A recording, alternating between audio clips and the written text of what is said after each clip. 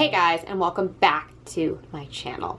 Now, normally I would be doing my August wrap up for 2025. That's actually going to be my next video because I needed to film this video. I live in New York. I have been going religiously to the Strand pretty much since I moved to the city and discovered that very iconic and famous bookstore. It's really, really close to my house. I live in the east side of Manhattan, so it's super easy for me to get to. And they have an amazing horror section. It's something that I've always loved about the Strand, is that they have a really, really strong horror section. And then we also have down in like the financial district, I think it's the financial district. It's like on the border. But like lower Manhattan, we have the Mysterious Bookshop, which is an entire bookshop of thrillers and suspense novels. And it's really cool, and I've been many, many times. But my love of reading comes from reading horror. And I am so happy to say that New York City finally, as of this weekend, finally has a horror bookshop. They opened this past weekend, and it apparently was absolutely mobbed. I decided to go on a Tuesday when it was a lot chiller and there wasn't a line down the block, but like that's amazing that that happened, and check it out. Now, if you've been on my channel for a while, you know that whenever I go to Toronto, I always go to Little Ghost Bookshop. I absolutely adore that bookshop. I've gone literally every single time that I'm in Toronto. It's very cute. It's very quaint. It's got a little coffee shop and a little back patio. And when I was at this new bookshop this week, or when I was at this new bookshop earlier today, they actually told me that the owner of Little Ghost really helped open this new shop in New York. So, if you're unfamiliar or have not heard of what I am talking about, it is called The Twisted Spine, which I think is an absolutely fantastic name for a bookshop. This is my haul. I will be doing a whole haul on what I got when I went in.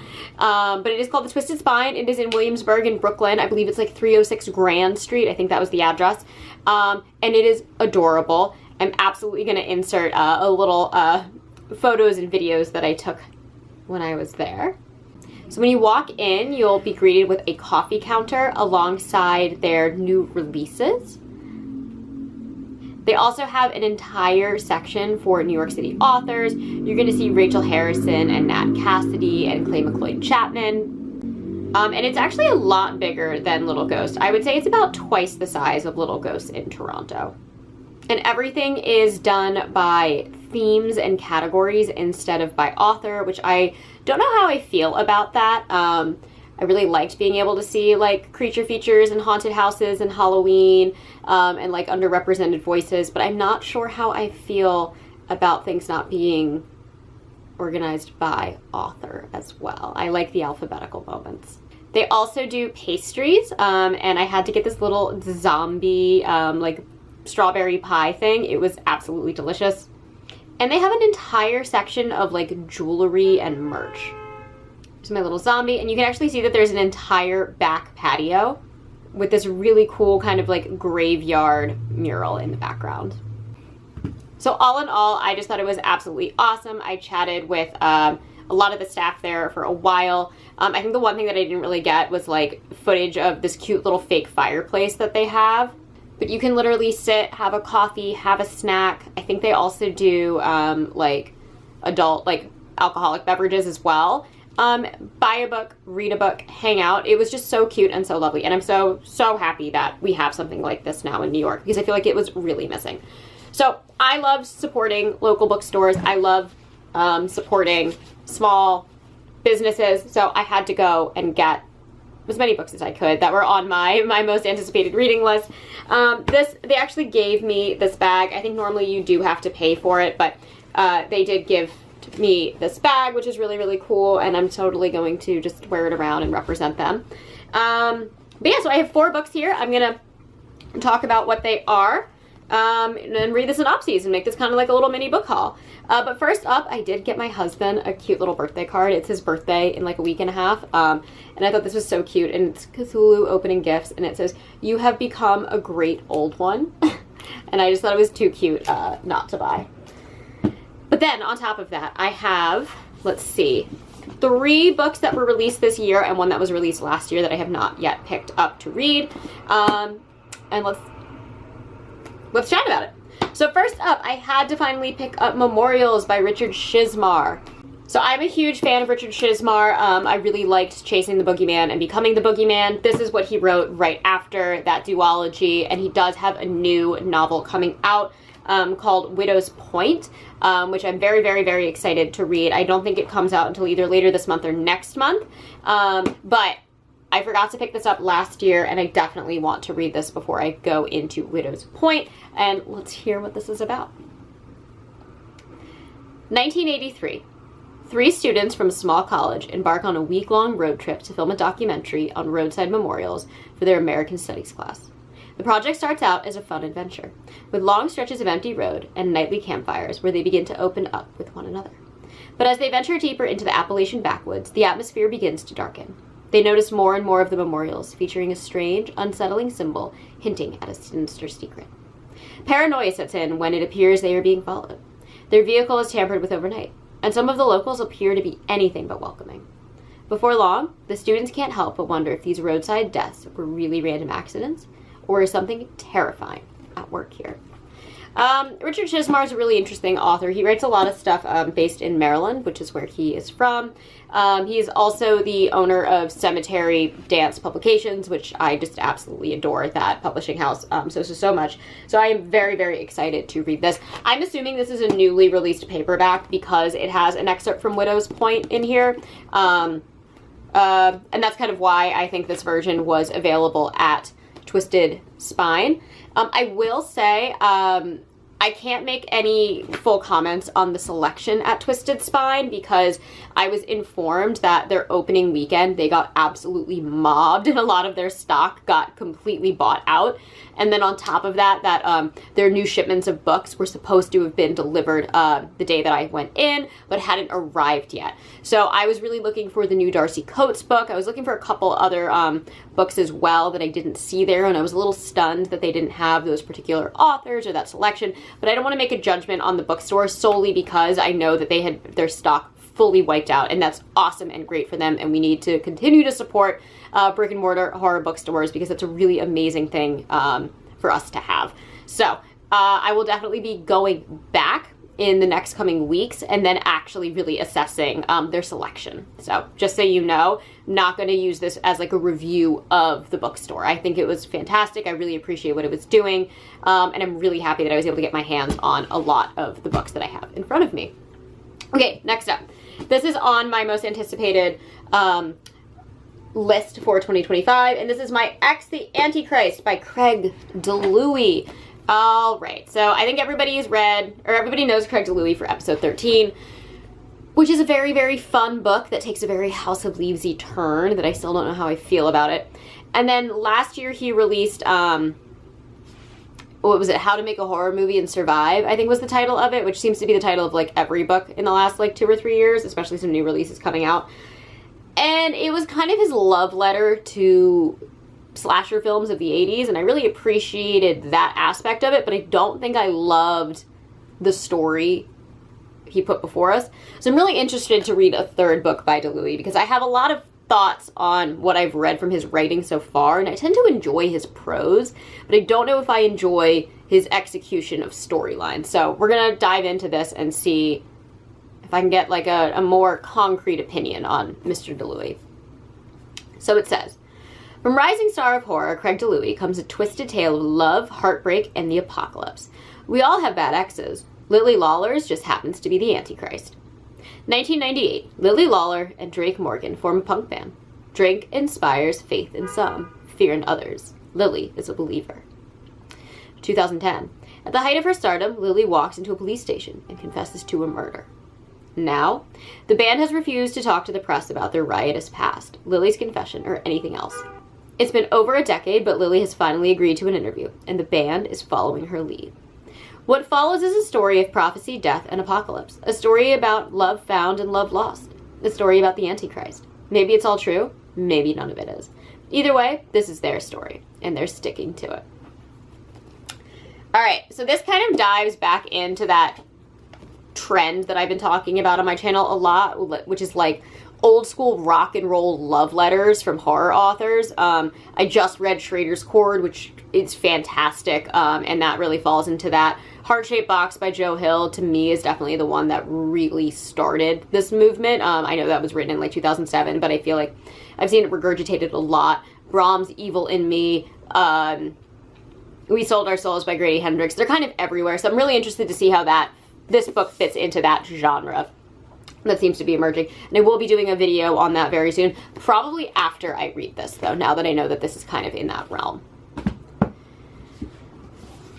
All right, next up. I'm so annoyed that I haven't gotten to this yet because I really do enjoy Christopher Golden.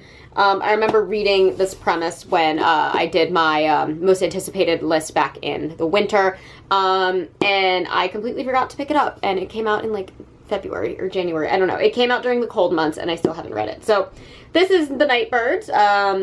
If you don't know, I love All Hallows by Christopher Golden. I think it is one of the best like Halloween-themed horror novels around that has come out recently. So I'm really excited to read more from him. So this one says, Charlie Book and Ruby Cahill have a history. After their love ended in a heartbreak years ago, they never expected to see each other again.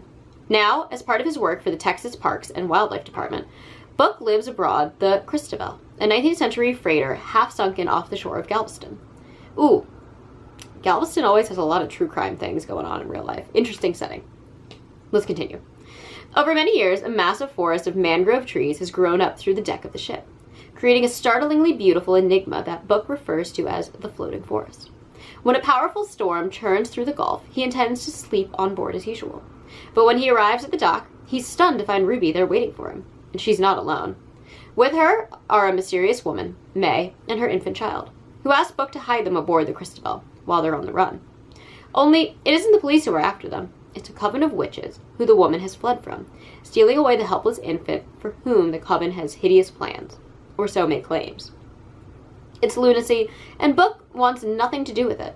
But after the way he and Ruby ended things and the unspoken pain between them, he can't refuse. Yet, even as he brings them out to the ruined ship and its floating forest, there are shadowed figures looming back in Galveston, waiting out the storm. And despite the worsening wind and rain, the night birds are flying, scouring the coastline for their prey. Totally unprompted and probably completely wrong. But this kind of reminds me of like a continuation of the storyline that ends in Witchcraft for Wayward Girls by Grady Hendrix. If you've read that, maybe you get what I'm saying here, but that's like just immediately where my mind went to that. I'm interested to see where this goes. I really like the setting. I'm interested to see if the witches are going to be like actual witches or if we're going to lean into like Satanic Panic style things. Very cool. Interesting setting. Galveston, Texas. Again, it's like a hub for like true crime. So I'm really interested to see how that all relates to here. Oh, and I totally forgot to do this earlier, but I did grab their free bookmarks. And it says, The Twisted Spine, NYC's first bookstore for horror and dark literature. And then it has like their Facebook and Instagram links. I will definitely link those below in this video. So in case you're visiting NYC, live in NYC, or want to order online, you know everything about it. And like none of this is sponsored by them. I just really like supporting local bookstores. Again, if you've been on my channel for a while, you've heard me talk about Little Ghost quite often. So just very, very pumped that we finally have one here in New York. All right, finally. Oh, I'm excited for this, especially after the last book that I read by J.H. Marker, which was Sleep Tight.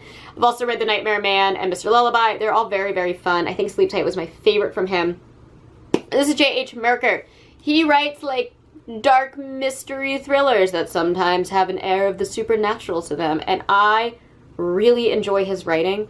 It reminds me so much of like early Stephen King and Ronald Malfi and just like authors that just I feel like are just sitting down and telling me a fast-paced, well-written story where all of the characters have something that's going to come back in turn, and there's never really that many frivolous throwaway lines or scenes. It's just fun, and I really enjoy J.H. Marker, and I'm super excited to read The Spider to the Fly. So, it says, a true crime author helps in a desperate hunt for a killer in this dark and twisted thriller from the deviously inventive horror author that Peter Ferris calls the clear heir to Stephen King. Perfect for fans of cat and mouse serial killer thrillers like The Butcher and the Wren and The Jigsaw Man. I have not read The Butcher and the Wren. Tell me down below in the comments if I should read The Butcher and the Wren. I love the Morbid podcast. I really, really, really, really love the Morbid podcast, and I think Elena is great, but I'm a little hesitant to read her novel because I've heard so many mixed things about it. Let me know in the comments down below what you guys think. Anyhow, let's get back to what this novel is about. So it says, Ellie Isles first became obsessed with the I-64 murders when she saw her own face on one of the victims. Identical to every detail. The woman wasn't her, but she could have been. Compelled to discover the story of her doppelganger's death, Ellie wrote a best-selling true crime book about the serial killer, dubbed The Spider. 4 years later, the spider still hasn't been caught, and his victim count is climbing. Many of the bodies remain unidentified, but with Ellie's online network of true crime followers, that's slowly changing. Together, they've pooled information to create a massive database that tracks people at risk of becoming Jane and John Does, the homeless, the drug addicted, and the downtrodden, with the hopes that if they become victims, they might at least be identified. Now that Ellie has successfully identified multiple victims, the law enforcement task force tracking down the spider pulls her in to help. And after Ellie's therapist is arrested for the murders, she's even more determined than ever to help catch the spider. With striking prose and a horror flair, The Spider to the Fly is an engrossing serial killer thriller perfect for fans of The Whisper Man. Haha! I actually just read Alex North's last novel, A Man Made of Smoke. Dark. He wrote The Whisper Man, if you're unfamiliar. I need to read more from Alex North because that was quite a journey and I was not expecting that. But I am so excited for this. I really like that J.H. Marker really always dives into kind of this like true crime serial killer murder mystery. I always have a lot of fun with it. I'm kind of hoping he stays away from the supernatural elements. He's been kind of leaning further and further away from that since his first two releases. But I'm really excited to see what this is about. He writes really, really fun, really dark whodunit tales, and I just think he's fabulous. And he's just slowly becoming one of my instant buy authors. So very, very, very pumped on that. Anyways, yeah, I am so thrilled with my little haul. Like, let's go. Again, I love buying books from brick and mortar stores. I love supporting small businesses, and I love just seeing horror getting the recognition that I think it deserves. The Barnes & Noble finally bringing back their horror selection and having a huge section in my local Barnes & Noble, which is the one in Union Square. And then the Strand always having a massive horror section and actually moving it closer to the front. It used to be hidden away all the way in the back corner of the Strand, and now it's way more in the center of the fiction section, and I think that that's a huge statement as well. Even the horror table, which used to also be towards the back of the Strand, is now very much in the center. I'm just so thrilled to see horror like having its moment. So really, really excited. Definitely check out the Twisted Spine bookstore if you guys are in New York. It was really, really cool. It's only their first week, so I'm excited to see what else they have in the future. And that little zombie mini pie thing was really cute, even though it looked more like a voodoo doll than a zombie. I don't know. They called it a zombie. But it was fun. It was really fun. And I'm really happy to have something like this near me. So, yeah. Anyways, that is all that I have for you guys today. As always, I'm trying to post 2, sometimes 3 times a week. Trying to get back on a schedule. I know it's been like crazy all year. But if you enjoy these videos, please hit the like and subscribe buttons down below. And I will catch you on the next one. Mwah.